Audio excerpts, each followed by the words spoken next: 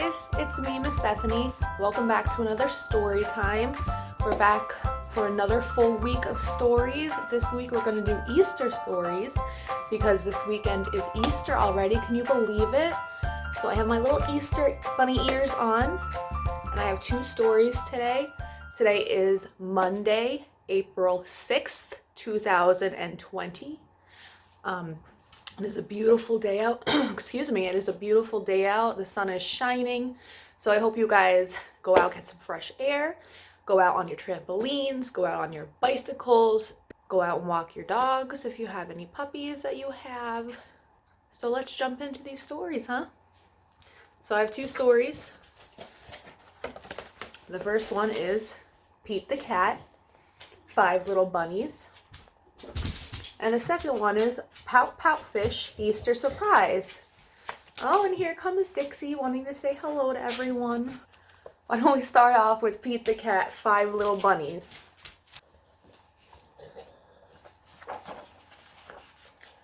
Now you guys can probably sing this or do little hand movements, whatever you want to do. I know with my kids, we don't necessarily do bunnies, but we do monkeys jumping on a bed. It's kind of the same thing.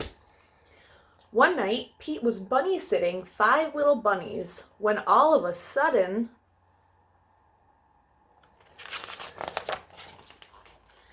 five little bunnies hopping on the bed. Pete called the doctor, and the doctor said, "No more bunnies hopping on the bed." 4 little bunnies hopping on the bed. One fell off and bumped her head. Pete called the doctor, and the doctor said, "No more bunnies hopping on the bed."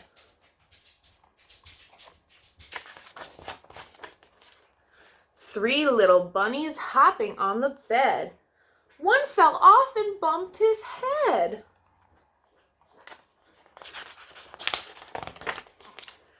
Pete called the doctor, and the doctor said, "No more bunnies hopping on the bed."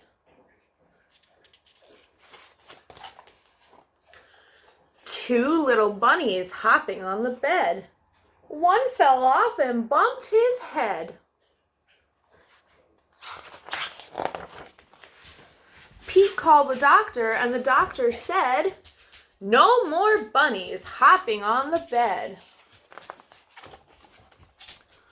One little bunny hopping on the bed.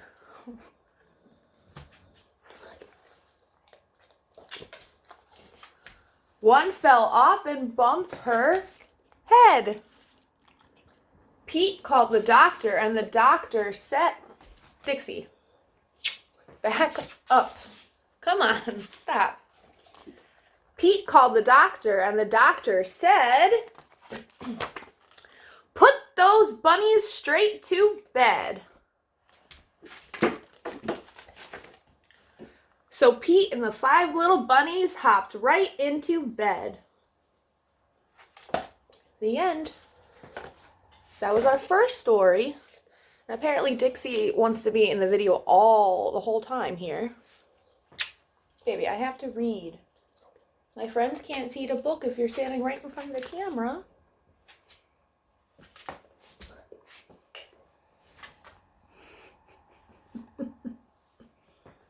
Come on, baby. Scooch it back. Woo, scoochy, scoochy. You just keep coming back, huh? Woo, scoochy, scoochy.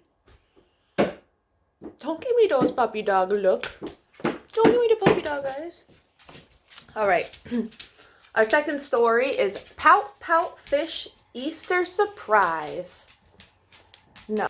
Mr. Fish was bubbling with excitement. The Easter egg hunt was today. But Mr. Fish was also worried. Every year, no matter how hard he hunted, he never came home with any eggs. He found Mr. 8. Excuse you. He found Mr. 8 and Mrs. Squid weaving baskets for everyone in the neighborhood. "That looks like fun," said Mr. Fish. "Is there anything I can do to help?"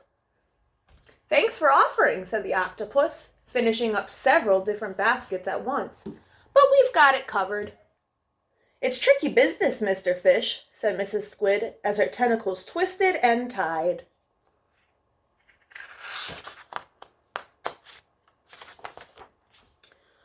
"Why don't you spread the word that we are ready to begin?" asked Mr. 8. Mr. Fish happily darted here and there, relaying the message to his friends. Swimming to the school, he found Miss Hewitt watching over the little ones at recess. She sounded the bell and the students lined up. "Are you as excited as I am, Mr. Fish?" a little fry asked. "I am very excited," said Mr. Fish. He didn't reveal that he was also very worried. As everyone gathered, Mr. Fish resolved that he wouldn't come home with an empty basket this year. Soon the hunt was underway. Mr. Fish found himself next to Miss Shimmer. "How's it going?" he asked his friend. "No luck yet," said Miss Shimmer. Mr. Fish spotted a beautiful egg nestled in a grove of seagrass. Its decorations were dazzling. "That one is perfect for you, Miss Shimmer," exclaimed Mr. Fish. "Why, thank you, Mr. Fish," said Miss Shimmer. "May I give you a smooch?" "Yes." As the hunt continued, Mr. Fish swam this way and that.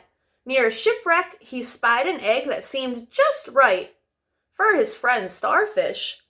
Underneath a coral reef, he uncovered a pearly white beauty for Miss Clam.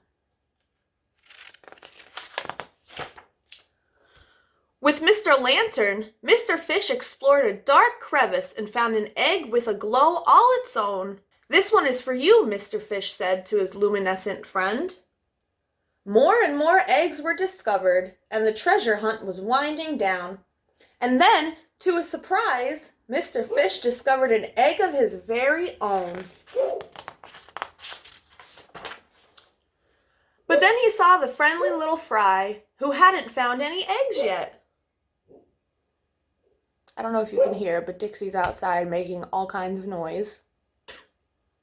"I've been saving this one for you," said Mr. Fish, turning her pout into a smile. "That was very kind of you," Miss Hewitt said, and everyone around agreed. Mr. Fish had a wonderful, warm feeling inside that chased away his worry. "It's really nothing," he said with a smile on his own. But Pout-Pout Fish's friends and neighbors didn't think it was nothing. They thought it was something very wonderful indeed.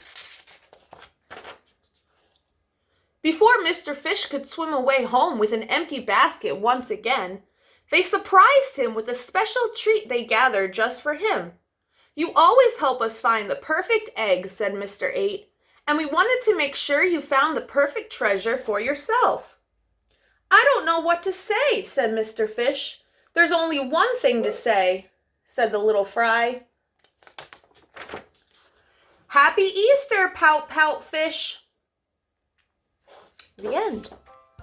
So that was our 2 Easter stories today. Tomorrow we're going to have some more Easter stories, and for the rest of the week, I am going to be on here for a special night on Saturday. I have a very special story that I'm going to read to you.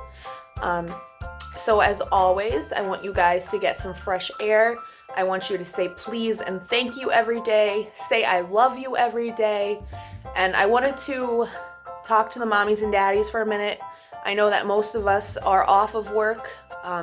It does stink, but there are also a lot of moms and dads who are still working, whether they're in the healthcare field or if they're in, police, firemen, grocery stores.